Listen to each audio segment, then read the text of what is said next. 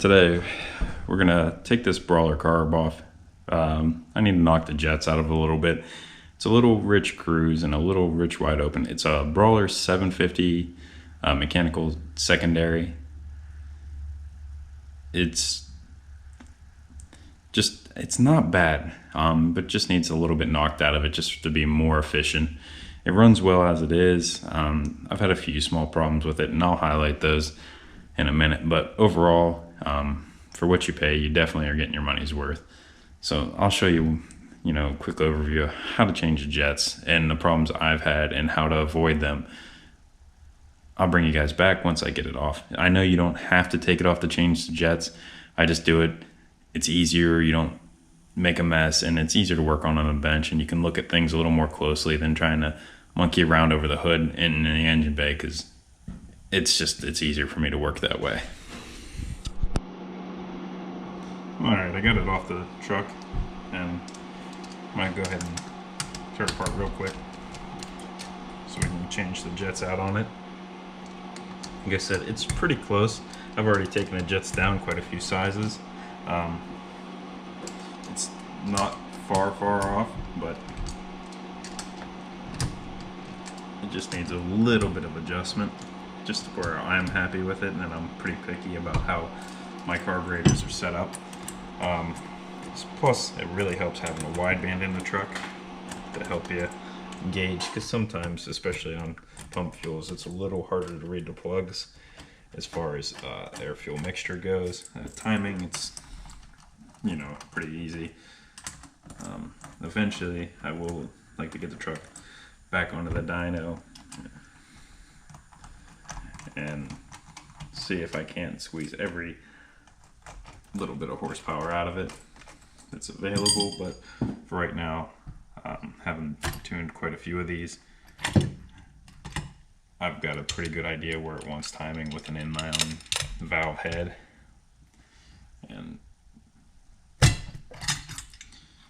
also, one thing to note, these gaskets aren't typical Holley gaskets, even though they say they are. I found that at the top, they cut them out a little bit differently, and they round them in the corners. So in a pinch, you can use a regular Holley gasket, but it's a little different.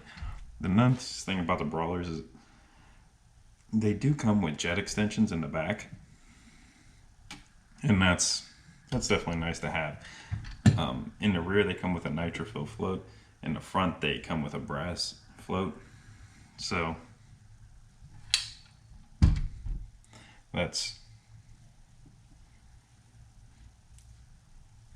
a nice addition. I don't know why they didn't do both. It's actually in the back, it comes with a nitrofill float. So the jets are right here on the extensions. If you have a wide screwdriver, it helps to pull them apart.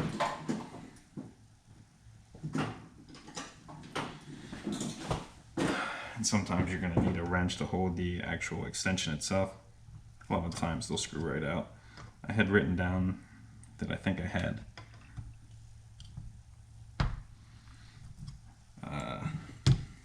wanted to go down about one jet size, and it's got 81s in the rear right now, and I think 71 or 72 in the primaries.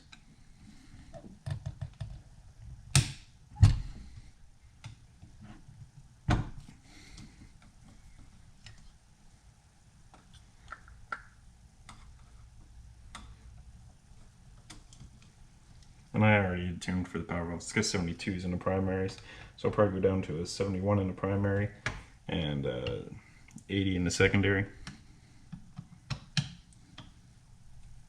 That one was definitely a little stuck.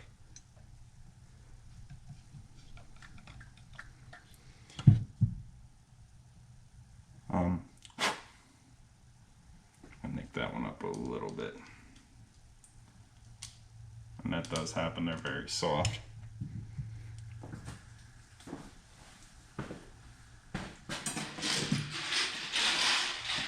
Kind of have an inside running joke with all my buddies about my tuning laptop.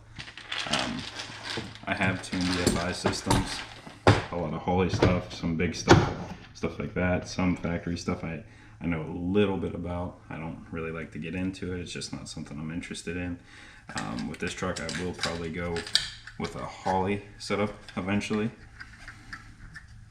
But these are actually a Summit jet assortment, and they are identical to the Holley kits. And I actually had a few of the Holley kits, and over the years you just use up the same jets over and over and over again, and it was just easier to buy a complete assortment again. So that's what I did. These are a little bit cheaper than your typical Holley ones.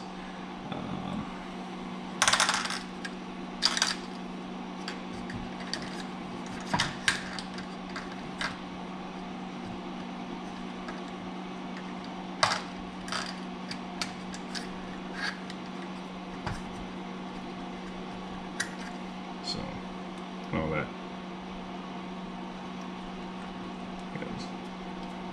Even, and what I've noticed is they do have anodized metering blocks, and even though they're anodized, I still see like a little bit of corrosion happening, even though I did store it with Sta-Bil, which is, I've heard today's fuels are very hard on those things, so it's not bad. But the truck actually hasn't been sitting that long.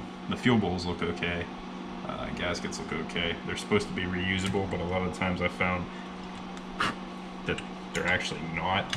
They tend to rip if they've been on there for any amount of time.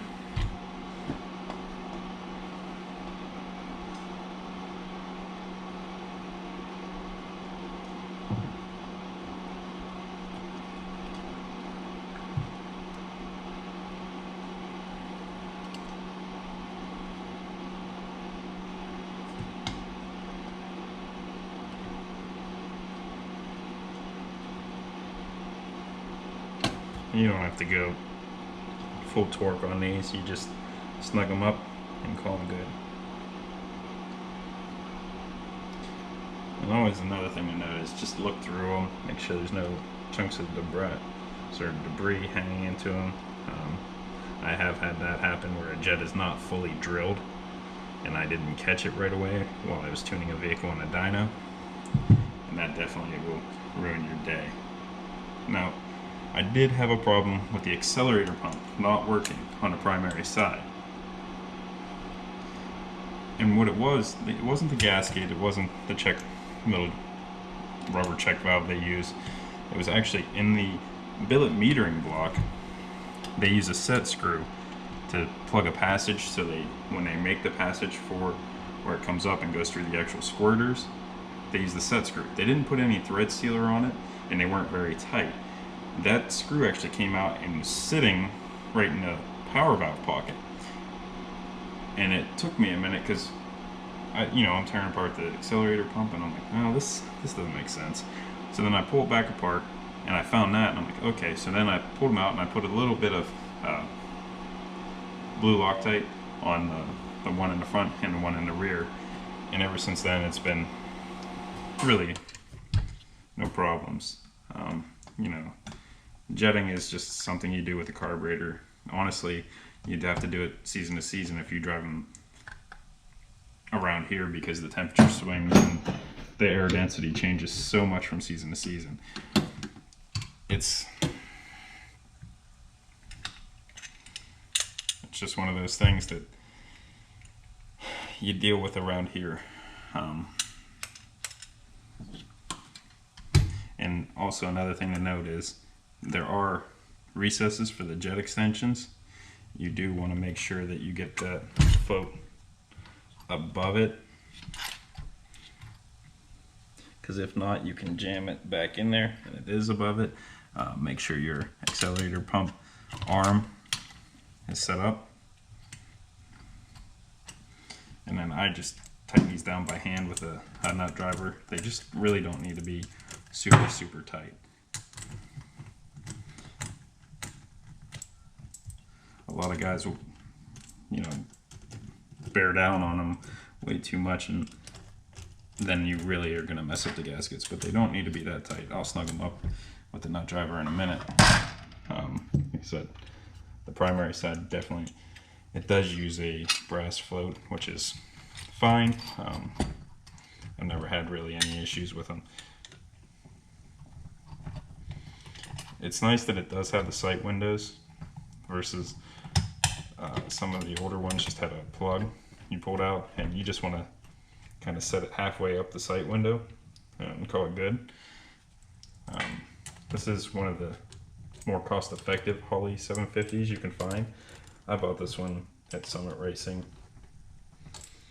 They always take good care of me, make sure everything's not bound up. It should be good to go. And put the laptop away.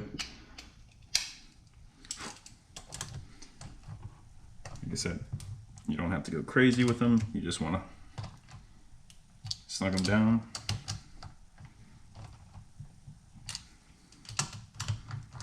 I go just wrist tight. It does have billet metering box, billet base plate, so you are getting a nice carb for the money. 4-corner idle, adjustable air bleeds. It does have adjustable restrictions in the metering box, at least this one did. I think they used to be designed a lot like a quick fuel carb, but there are some little bit of differences here and there in how they're made. When you call them, actually, you talk to the Holley tech. This one came with a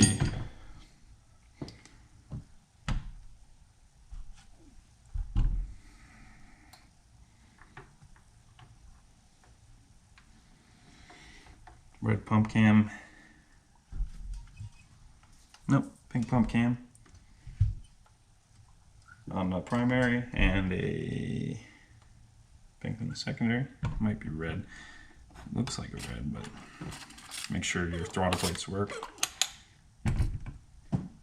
Everything looks good. It's running nice and clean. It's got a few thousand miles. Floats come up, the adjustment looks good. Should be good, ready to put back together and put on a truck. And then we can, when springtime comes around, we can run it, see how it does, see if it needs any further adjustment.